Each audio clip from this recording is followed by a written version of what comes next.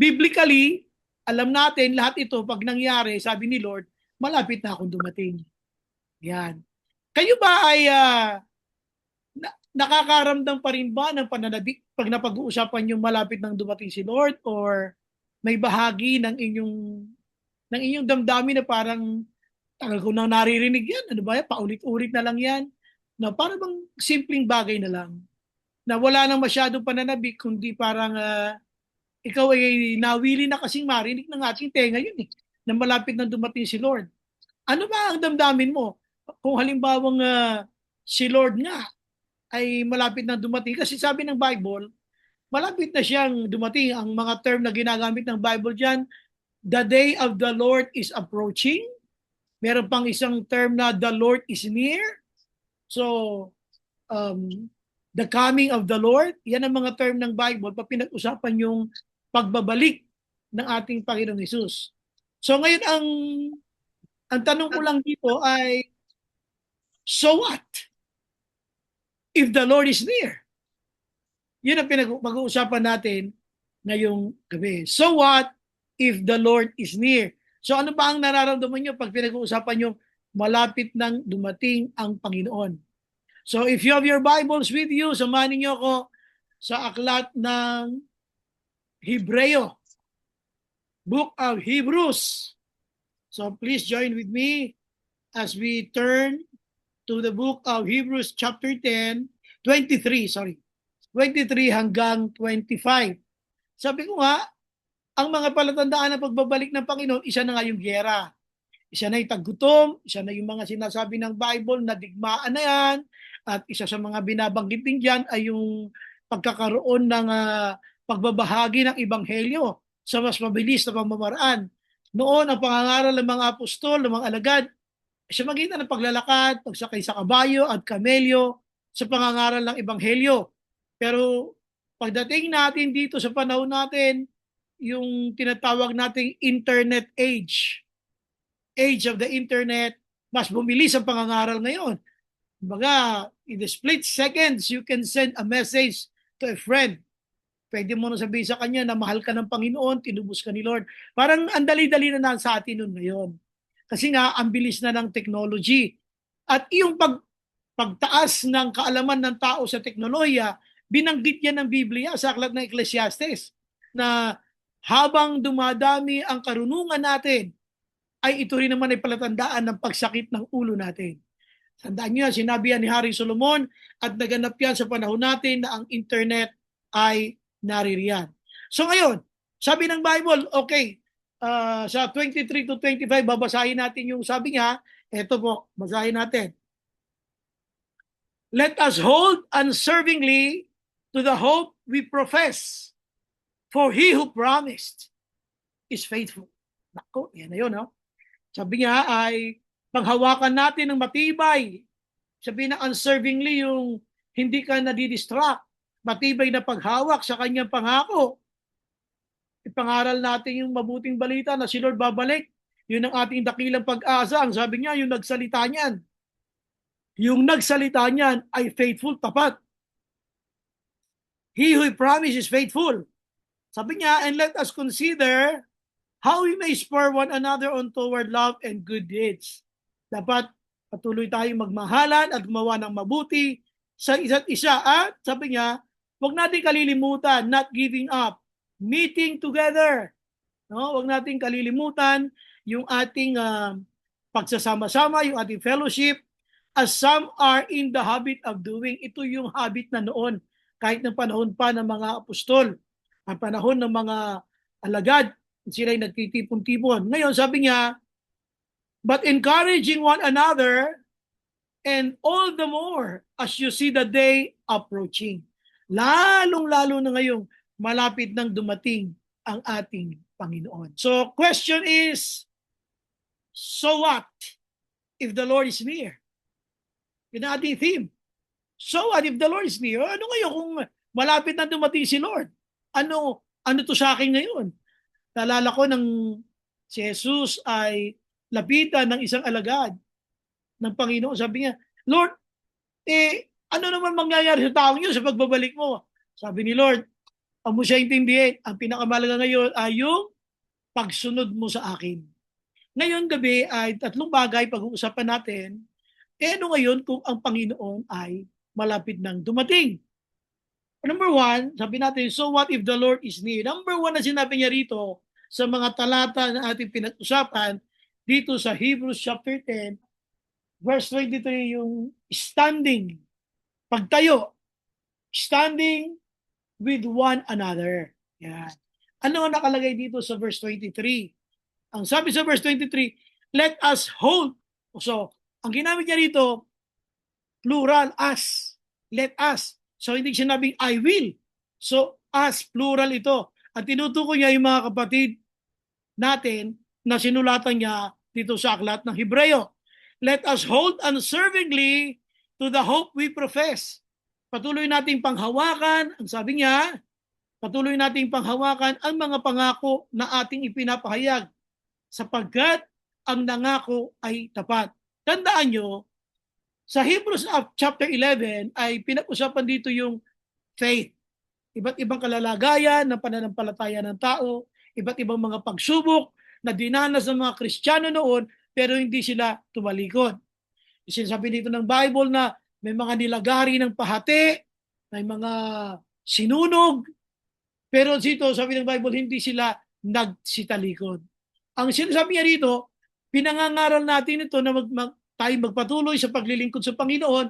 Sabi niya, let us hold unswervingly. Pag sinabing unswervingly, matibay na paghawak, ito ay being firm to what you believe on. Meaning, you cannot be distracted. Hindi ka kayang i-distract ng sinuman. So dito, ang sabi niya, you have to stand with your brother, standing with one another. Kumbaga, kung ikaw man ay nagpapatuloy sa paglilingkod sa Panginoon, you check your brother. Walang babaan, diretso tayo. Hawak kang papayag na ikaw ay manghihina sa pananampalataya mo. Let us hold unswervingly. Sinasabi niya, isang matibay na paghawak sa pangako ng Diyos na ating pinangangaral. Tandaan niyo, ang nangako ay tapat. Nung sinabi niyang malapit na akong bumalik, totoo yun. Kasi kanya binanggit na the one who promised is faithful. Yung sinabi yun ni Lord, hindi siya nagbibiro. Malapit na akong dumating. Kaya lang, sabi niya rito sa aklat na Hebreo, you check your brother, you check your sister. Let us hold unswervingly. Baka ikaw matibay ang kapit mo sa Panginoon, pero siya gusto na palang bumigay. Kaya dapat nagpapalakasan tayo dito, nabibigayan tayo ng encouragement sa isa't isa. Let us hold unswervingly. Kumbaga, anuman ang sitwasyon mo, para kang nakasakay sa istribo ng jeep.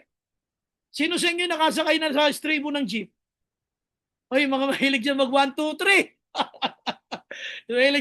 mahilig dyan mag 1, 2, 3. Sakay konti, baba, sabit naman sa kabila, baba, sabit ulit sa kabila, hanggang sa nakarating ka sa lugar mo. Ang tibay mo, brother. Siguro nung hindi pa tayo Christian, baka ganun tayo.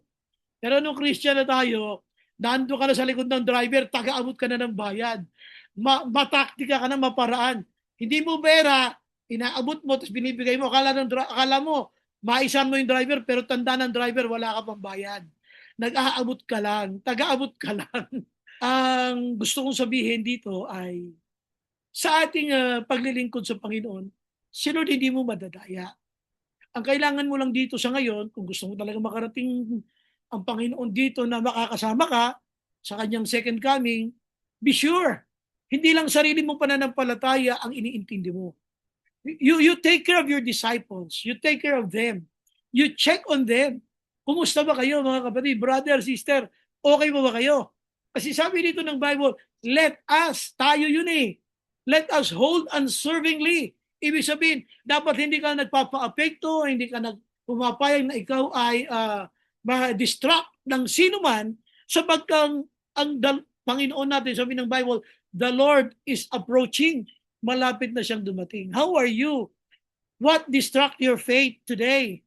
What distracts your faith? Ano ba ang nakaka-apekto sa iyong pananalangin, sa iyong paglilingkod? Apektado ka ba ng mga nangyayari sa paligid? You ask yourself. Sabi rito, marahil ikaw okay. Pero si brother, pero yung disciple mo hindi. Pero si sister, hindi rin. It's about time you check on them. You have to be, or we have to be standing with one another. Dapat, habang ikaw ay nakakatayo sa pananampalataya mo, dapat si brother ganun din. Dapat walang maiiwan pagdating ni Lord. Dapat kung paano tayo nag-umpisang sama-sama, kung paano tayo naglingkod ng sabay-sabay, dapat sama-sama din tayong kukuhanin ng Panginoon at walang maiiwan. Kaya check on your brother, check on your sister. Okay ka ba ba? Tandaan niyo, sabi ni sumulat nito, kasi hindi ko masabi si Paul. Dahil hindi si Paul ang sumulat ng Hebrews. Marami ang mga sinasabing mga posibleng sumulat ng Hebreo, bagamat marami nagsasabi, si Paul yan. Why? Sabi ng Bible scholars, because the way book of Hebrews was written, it was scholarly written. Ang ganda ng arrangement, ang ganda ng pagkakaayos, maayos ang mga puntos niya, hindi siya basta bara-bara. Ito ay isinulat, kumbaga scholarly made, sabi niya. Maganda, kaya maraming naniniwalang possible ni Apostle Paul. Dahil walang katiyakan. Meron pa nga nagsasabi, posible ang sumulat ay si Barnabas. Marami ang nagsasabing ganito sumulat si Barnabas. Si Bernabe.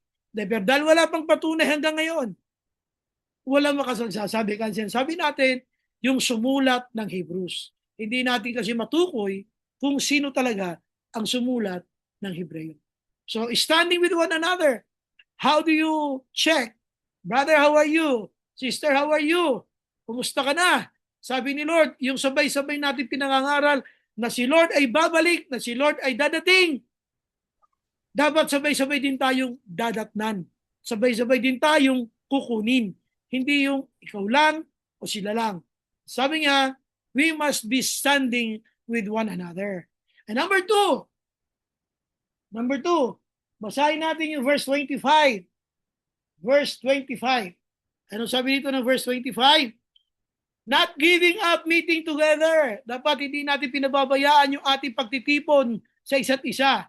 Not giving up meeting together as some are in the habit of doing. Nakatulad na ginawa ng mga naunang mga Kristiyano na sila talaga ay nagtitipon-tipon at sama-samang naglilingkod sa ating Panginoon. But, ano sabi niya?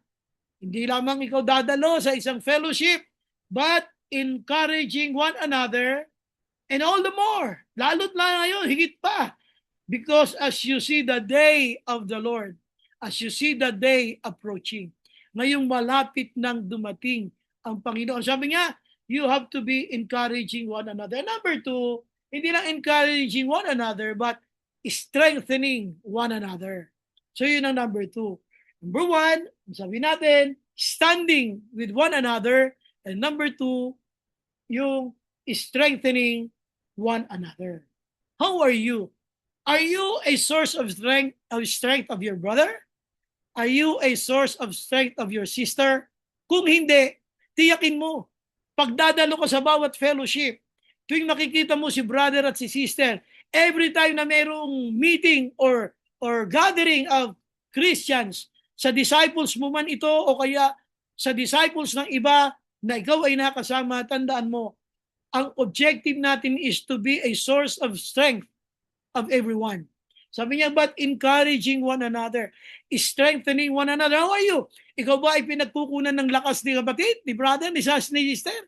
O baka naman ikaw ang dahilan ng kanyang panghihina? Baka naman ikaw ang dahilan kung bakit parang bagsak ang kanyang pananampalataya.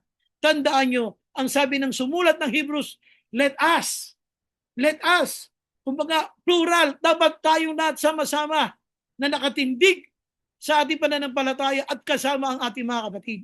Kaya itong number 2 natin, kapag ikaw ay sumama sa fellowship, sa meeting, let us encourage one another. In other words, you are there to strengthen one another. Dapat tayo ay source ng kalakasan. Tayo ay kasamang doon sa fellowship na nai-encourage ang iba dahil sa iyong presensya. Hindi yung nanghihina ang iba dahil sa iyong presensya. Dapat ikaw, tayo, ay source of strength ng bawat kapatid. but encouraging one another. Alam niyo ba kung ang bawat isa ay ganito ang pag-iisip, yung pag umattend ako ng church, dapat ako ay makapag-minister. Dapat ako ay maging source of strength. Walang manghihina. Wala. Kasi ang iniisip mo, maging kalakasan ka ng brother, maging kalakasan ka ng sister. Bakit? Malapit nang dumating ang Panginoon. Isipin mo, hindi siya makapag-pray na maayos dahil sa'yo. Kasi naiinis siya sa'yo. Hindi ka rin makapag-pray ng matino dahil naiisip mo rin siya. Kaya dito, sabi nga malapit nang dumating. In other words, ito ay isang pagsasabi ng Panginoon na, oy, mag-ayos-ayos kayo. Malapit na akong dumating. Yes, you are strengthening one another, but you have to reconcile with each other. Malapit na akong dumating. So maging kalakasan ang bawat isa ng bawat isa. Dapat source of strength kita, kapatid. Hindi ito yung ako'y nanghihina dahil sa iyo. Nanghihina ako dahil sa mga notes mo. Nakikihina ako dahil sa mga nakikita ko sa iyo. Dito sabi ng Bible, you should be encouraging one another. Not dividing the fellowship against each other. So dito, we have to, sabi ng Bible, is strengthening one another. Magpalakasan tayo. The best thing you can ask yourself, am I a source of strength? Ako ba ay nagiging dahilan ng kalakasan ni sister o ni brother? Ako ba ay pinagmumulan ng kanyang inspiration sa paglilingkod sa Panginoon? O dahil sa akin siya ay parang natitiso, nanghihina, dahil sa akin ay parang ayaw na niya maglingkod. We all need to check ourselves. Dapat we are, as brothers and sisters, ay strength of each other dito sa ating church. Now, pangalanan natin pangatlo. Number 3 na tayo. Pinag-uusapan natin, so what if the Lord is near? Kaya ano ngayon kung malapit na dumating? Tandaan mo, bago siya dumating, hindi mo na mamalayan na bago siya dumating. Ang sabi niya, kasi wala pa nga siya, encourage one another. Dapat tayo lahat ay Barnabas. Alam niyo ba yung Barnabas o Bernabe? Encourager. Barnabas means encourager. We all need to be an encourager. Dapat tayo nakapagpapalakas ng bawat pananampalataya ng bawat isa. We need to be an encourager. Sabi niya rito ay, it was a habit before ng mga Kristiyano noon. Sabi niya, as they are doing it as a habit, yung pagkikita-kita. Then, sabi ko, kung ikaw ay makakatin sa church, o nandun ka sa cell group mo, nandun ka sa fellowship nyo, dapat ikaw ay an encourager. Kasi dito, ang nakalagay dito, malapit na dumating si Lord. Kapatid, brother, sister, sabihin ko sa iyo, huwag kang pumayag na maging dahilan ka ng panghihina ng iyong kapatid. Be a source of strength. Sabi nitong sumulat ng Hebrews, let us hold unservingly. Ang concern niyan, tayong lahat. Hindi sinasabing, hayaan mo lang sila. Tayo lang ang magpalakasan. Hindi. Let us. Bawat isa. You check your brother, you check your sister. Are they still holding on to God's promise? Are they still holding on na sa promise ni Lord, babalik ako, hold on, dahil anumang oras pwede akong dumating? Please, you check your brother, you check your sister. Dahil lahat tayo sinasabihan ng Panginoon. So magitan na sumulat ng Hebrews, ang sabi niya, be an encouragement to one another. Okay, be an encouragement to others. Number 3, ito yung verse 25 pa rin. Basahin natin yung verse 25.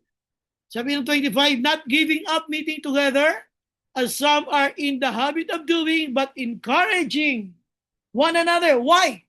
Why you have to encourage one another? Kasi pag pinag-usapan nyo ang chapter 11, marami ng mga Kristiyano rito nanghihina, kaya binalikan ng sumulat ng Hebrews na tandaan nyo, hindi lang kayo nag-i-struggle sa buong mundo. Marami nag-i-struggle sa kanilang faith. Kaya inisa-isa niya sa chapter 11, yung pananampalataya ng maraming mga Kristiyano kahit sa panahon pa ng ating mga ninuno, ng mga panahon ng Biblia. Binanggit niya sila Moses, sila Abraham, binanggit niya kayo manghihina. In other words, you should be there. Na ikaw ay dapat na nanandyan, na nagtitiis kung marami mang mga kahirapan sa paglilingkod. Sa ating paglilingkod sa Panginoon, hindi dapat yan pang ano pang mag-asawa lang na, di ba, pang mag-asawa, pag maririnig yung sinasabi na uh, till death do us part, sabi pa ron, for better or for worse.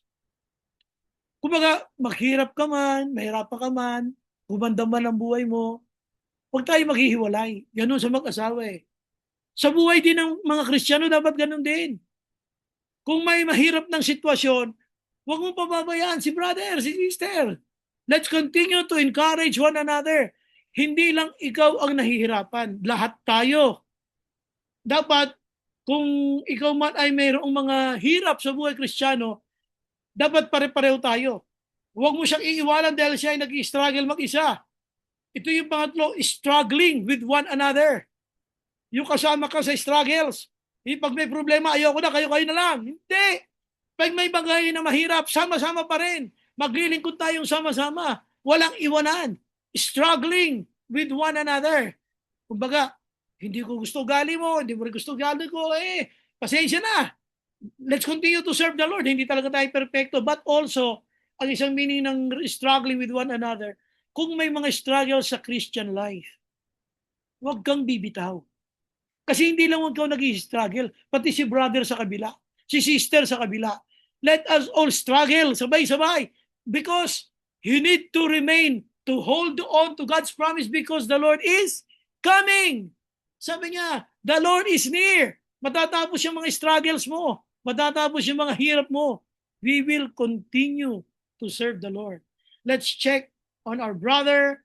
Let's check on our sister. Kung sila pa ba ay sa Panginoon pa ba nakatingin? Kaya sabi ng Bible, let us hold on unswervingly. Focus. Focus on Jesus. Huwag ang focus kay brother or kay sister. Focus on Jesus. Kung may mga struggles, walang iwanan. Sabay-sabay tayong mag-struggle. Tandaan nyo, malapit na dumating ang Panginoon. Nakakaya sa Panginoon tayong dahilan. Bakit hindi na nagpapatuloy si brother? Ba't hindi na nagpapatuloy si sister? Let us all, sabi rito, be ready because the Lord is coming. Stand up, struggling lang, we should be strengthening one another. So tandaan nyo, merong isang verse dito sa Bible na sinasabi niya na tayong lahat na mga anak niya ay hindi pwedeng bumitaw sa kanyang pangako sapagkat sa kanyang pagbabalik, my reward is with me. Actually, yun ang ating conclusion. Ang conclusion natin, samahan niyo ako sa Revelation chapter 22, verse 2. Yun ang ating conclusion. Revelation chapter 22.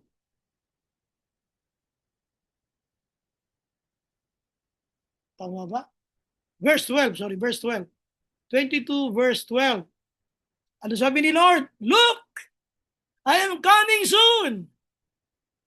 My reward is with me. And I will give to each person according to what they have done. Anong ginawa mo? Pinapanghina mo si brother kaya hindi na nakapagpatuloy. Pinapanghina mo si sister kaya hindi na nakapagpapatuloy. Look, I am coming soon. Sabi niya, my reward is with me. Be an encouragement to one another. Let's focus on the Lord. Malapit na akong dumating, tandaan nyo, may gantimpala ako sa bawat isa. Ang gantimpala ko ay nasa akin. Kaya nga, yun ang ating conclusion, I am coming soon, my reward is with me. So tandaan nyo, so what if the Lord is near? Okay, remember, sabi niya, dapat nauunawaan mo na you're standing dapat with your brother, standing with the Lord, standing with one another for the Lord. And number 2, yung sinasabi ko na strengthening one another. And number 3, struggling with one another. Kung nahirapan si brother, dapat nahirapan ka rin. Yung problema ni sister, problema mo rin. Yung problema ni brother, problema mo rin. Dapat nagtutulungan tayo sa pagbubuhat ng kanya-kanya kabigatan. Sinabi ng banal na kasulatan yan. Kaya sabi niya, look, I am coming soon.